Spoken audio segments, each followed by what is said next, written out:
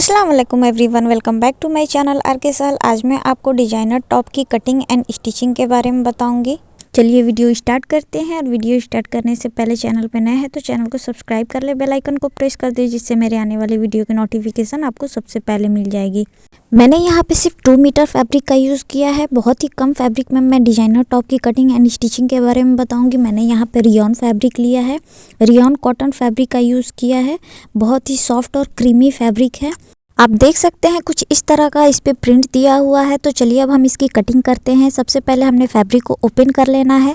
इसे हम double fold में कट करेंगे।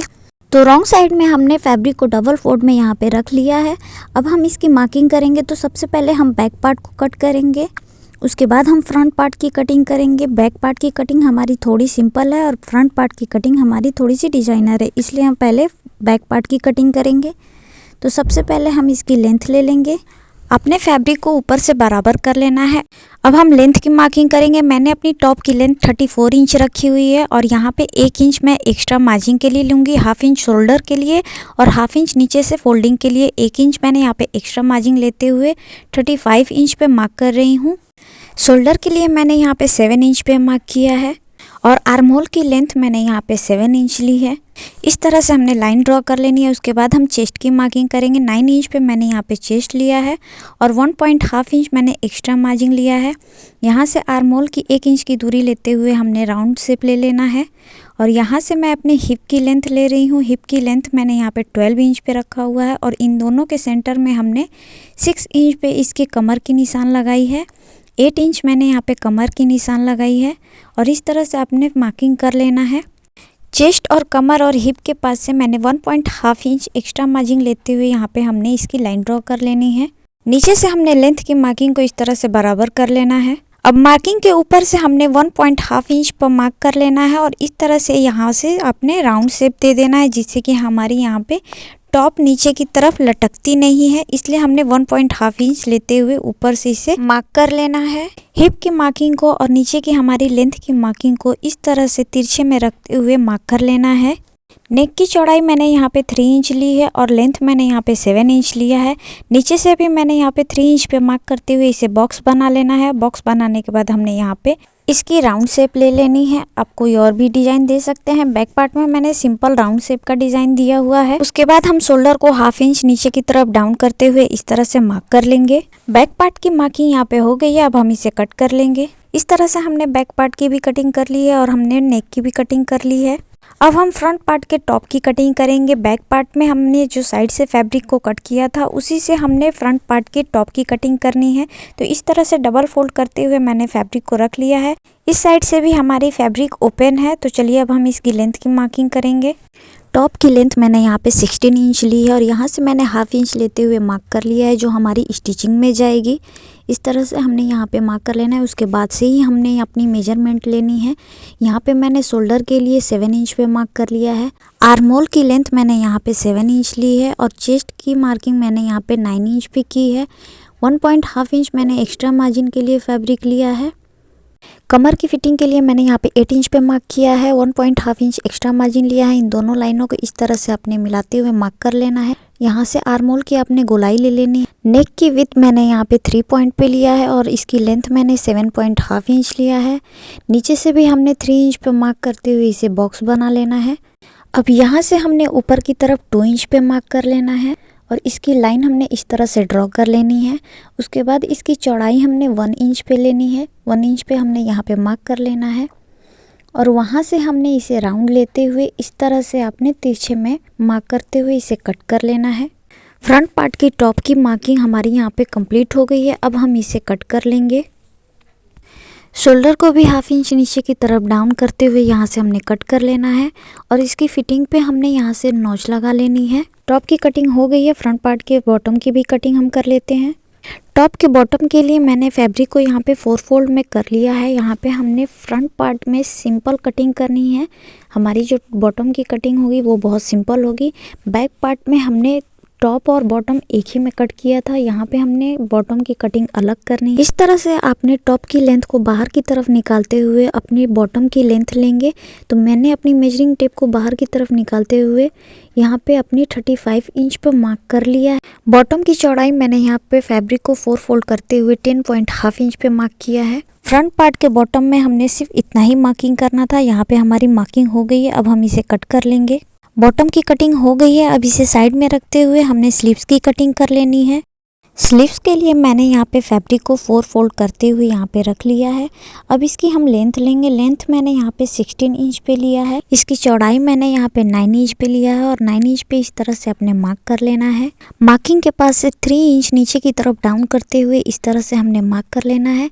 और मार्क करने के बाद हमने यहाँ पे आर्म होल की गोलाई ले लेनी है। यहाँ से इस तरह से हमने स्लीव्स के आर्म की गोलाई ले लेनी है। स्लीव्स की मोहड़ी के लिए मैंने यहाँ पे 5 इंच पे मार्क किया है और 1 इंच मैंने यहाँ पे एक्स्ट्रा मार्जिन के लिए लिया है।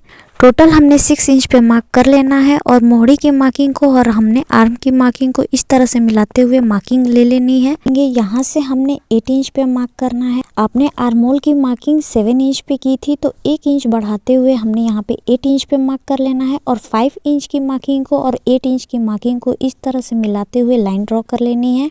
स्लीव्स की भी मार्किंग हमने कर ली है। अब हमने इस तरह से इसे कट कर लेना है। स्लीव्स के सेंटर में और इसकी फिटिंग के पास हमने नॉच लगा लेनी है। उसके बाद हमने डबल फोल्ड करते हुए फैब्रिक को ओपन कर लेना है। अब यहाँ से हमने स्लीव्स को 1/2 इंच अंदर की तरफ लेते हुए इस तरह से हमने कट कर लेना है। तो हमने यहाँ पे टॉप की कंप्लीट कटिंग यहाँ पे कर ली है। चलिए अब हम इसे स्टिच करते हैं। फ्रंट पार्ट के टॉप में मैं यहाँ पे लेस का भी यूज करूंगी, तो वीडियो को पूरा वॉच कीजिएगा। चलिए अब हम स्टिचिंग स्टार्ट करते हैं। सबसे पहले हम बैक पार्ट की नेक की पट्टी को कट करेंगे। तो इस तरह से मैंने नीचे की तरफ पट्टी को रख लिया है और ऊपर से मैंने टॉप को रख लिया है और इस तरह से आपने मार्क कर लेना है। मार्किंग करने के बाद आपने 1 इंच चौड़ी पट्टी को कट करना है। इस तरह से आप मार्क करते हुए इसकी राउंड शेप ले लें और इसे इस तरह से कट कर लें। टॉप को आपने इस तरह से ओपन करते हुए पट्टी को इस तरह से लगा लेना है। उसके बाद हमने इसे राउंड में स्टिच कर लेना है। पट्टी को हमने अटैच करने के बाद राउंड में इसके कट लगा लेंगे और इस तरह से हमने इसे डबल फोल्ड करते हुए पूरे में स्टिचिंग लगा लेनी है। अगर आप चाहें तो इसके किनारे पे भी स्टिचिंग लगा सकते हैं। मैंने सिर्फ इसे फोल्ड करते हुए स्टिच किया है। बैक पार्ट को हमने स्टिच कर लिया है। अब फ्रंट पार्ट की नेक को और उसके डिजाइन को हम स्टिच करेंगे। टॉप की जॉइंट को हमने अटैच कर लिया है। अब हम इसके लिए जो डिजाइन बनाएंगे उसके लिए फैब्रिक को हमने कट कर लेना है। मैंने यहाँ पे डबल फोल्ड में एक पट्टी ली है जिसकी चौड़ाई मैंने 6 इंच रखी है और लेंथ मैंने टॉप के अकॉर्डिंग रखा है। 16 इंच हमारी टॉप की लेंथ है, उसी के अकॉर्डिंग मैंने यहाँ पे एक फैब्रिक ली है। नेक के डिजाइन के लिए हमें एक और पट्टी की जरूरत पड़ेगी। इसके लिए हमें एक और पट्टी को कट कर लेना है। तो इसके लिए मैंने यहाँ पे सिंगल फैब्रिक लिया हुआ है और इसकी लेंथ मैंने यहाँ पे 10 इंच रखी हुई है और इसकी चौड़ाई मैंने 4 इंच रखी है। अब इस तरह से हमने दोनों ही पट्टी को कट कर लिया है। चलिए अब हम इसे स्टिच करते हैं। बड़ी वाली जो हमारी फैब्रिक है उसे हम नीचे रख लेंगे और टॉप को हम ऊपर रखते हुए इसकी नेक की कटिंग कर लेंगे। अब छोटी वाली पट्टी को नीचे रखते हुए बड़ी वाली पट्टी को इसके ऊपर बराबर से रख लेना है। नीचे से हमने फैब्रिक को बराबर रखते हुए ऊपर से इस तरह से हमने मार्क कर लेना है। मार्क करने के बाद हमने यहाँ से कट कर लेना है। यहाँ से हमने फैब्रिक को 1/2 इंच एक्स्ट्रा रखा हुआ है जो हमारी स्टिचिंग में जाएगी। बड़ी पट्टी को हमने ऊपर की तरफ सीधा रख लिया है और इसे हम नीचे रखेंगे और उसके ऊपर हम छोटी वाली पट्टी को इस तरह से रखेंगे और इसकी सेंटर को हमने मिलाते हुए यहाँ पे हमने पिन अप कर लेना है। उसके बाद हमने यहाँ से इस तरह से इसे स्टिच कर लेना है। सबसे पहले हम इसे स्टिच कर लेंगे। अब छोटी पट्टी की साइडों को हमने इस तरह से स्टिच कर लेना है। दोनों तरफ से हमने फोल्ड करते हुए इसे स्टिच कर लेना है। इस तरह से हमने इसके साइडों को स्टिच कर लिया है। अब टॉप को हम इसके नीचे रख लेंगे और रॉन्ग साइड में हमने टॉप को रख लेना है। उसके ऊपर हमने रॉन्ग साइड में ही इसकी पट्टी को भी रखना है और इस तरह से पट्टी को रखने के बाद हमने इसकी नेक की स्टिचिंग कर लेनी है। वीडियो को ध्यान से देखते हुए आपने स्टिचिंग लगानी है। नेक की स्टिचिंग के बाद हमने पट्टी को सीधी तरफ पलट लेना है। स्टिचिंग करने से पहले आपने पूरे टॉप में पिन अप कर लेना है जिससे स्टिचिंग करने में हमने आसानी होगी। पिन निकालने के बाद आपने इसके नेक में कट लगा लेना है। उसके बाद हम इसे इस तरह से पलट लेंगे।